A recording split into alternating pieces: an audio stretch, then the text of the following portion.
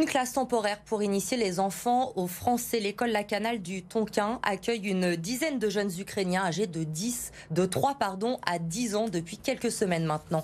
Mélanie Ferreira. Ici violet.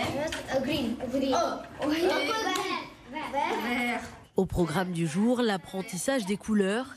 Tous les matins, cette enseignante tente d'apprendre à ses enfants ukrainiens les bases de la langue française. Moi, mon objectif avec les enfants, c'est d'atteindre un niveau de français le plus avancé possible pour que quand ils seront en classe d'inclusion, ils puissent communiquer avec leurs camarades, avec leur maîtresse. 10 enfants sont présents cette semaine, âgés de 3 à 11 ans.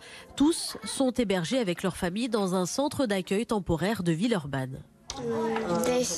Ça fait environ 2 semaines que je suis en France. Je ne parle pas encore très bien français, mais je vais faire des efforts pour apprendre.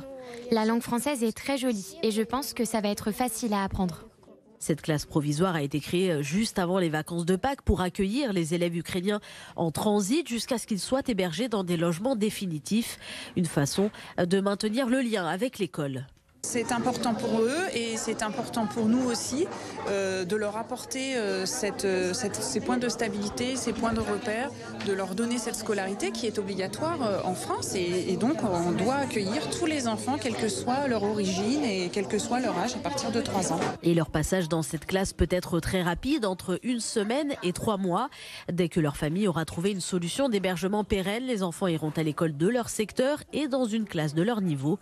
Au total, depuis le début de la guerre en Ukraine, près de 650 élèves ont été scolarisés dans l'académie du Rhône.